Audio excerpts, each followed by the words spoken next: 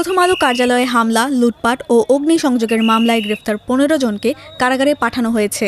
২২ December সোমবার ঢাকার metropolitan magistrate Jewel Rana এই আদেশ দেন।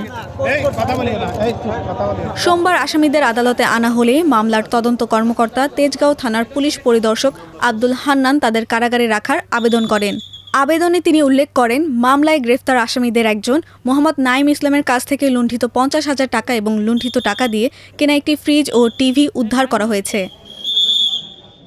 সারা পৃথিবীতে দেশের ভাবমূর্তি ক্ষুণ্ণ হয়েছে বলে আদালতকে জানান ঢাকা মহানগর দায়রা জজ আদালতের পাবলিক প্রসিকিউটর ওমর ফারুক ফারুকী।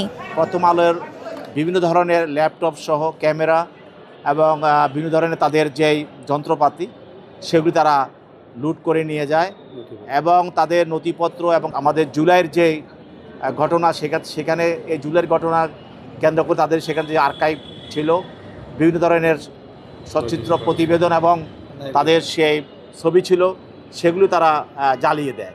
তো তদন্তকারী কর্মকর্তা সেই ধরনের ভিডিও এবং লাইভ এগুলি দেখে ঘটনা যারা জড়িত তাদেরকে শনাক্ত করা হয় এবং শনাক্ত করে প্রাথমিকভাবে আজকে ১৫ জনকে গ্রেপ্তার করে আজকে আদালতে উপস্থাপন করা হয়। প্রায় ১২ জনের পক্ষে আইনজীবী ছিল, তারা তাদের জামিনের প্রার্থনা করেন।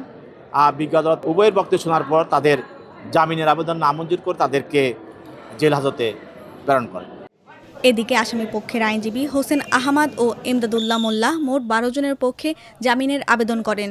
তারা আদালতে বলেন, এই ঘটনায় তদন্ত কর্মকর্তা সুনির্দিষ্টভাবে কোনো আসামিকে গ্রেফতার করতে পারেনি, গণহারে তাদেরকে গ্রেফতার করে নিয়ে আসে। আসামি পক্ষের আইনজীবীরা আরও বলেন, গ্রেফতারকৃত আসামিরা কেউ দিনমজুর, কেউ রিকশা চালক, তাদেরকে বিনা কারণে ধরে নিয়ে আসা হয়েছে। শুনানি শেষে আদালত তাদের জামিন না মঞ্জুর করে কারাগারে পাঠানোর আদেশ দেন। এজাহারে বলা হয়, ১৮ ডিসেম্বর বৃহস্পতিবার রাত 11:15টার দিকে ২০ থেকে ৩০ অজ্ঞাতনামা দুষ্কৃতিকারী দেশীয় অস্ত্র, লাঠিসোঁটা, দাহ্য পদার্থ নিয়ে মিছিল করে কারওয়ান বাজারে প্রথম আলোর কার্যালয়ের সামনে এসে হামলার চেষ্টা চালায়। পুলিশ বাধা দিলে সেখানে উত্তেজনার সৃষ্টি হয়। এছাড়া বিভিন্ন জায়গায় ফোন করে ও সামাজিক যোগাযোগ মাধ্যমে পোস্ট দিয়ে তারা লোক জড়ো করে এবং প্রথম আলোতে হামলার জন্য উস্কানিমূলক পোস্ট দিতে থাকে। এ ঘটনায় সব মিলিয়ে ক্ষয়ক্ষতির পরিমাণ ৩২ কোটি টাকা।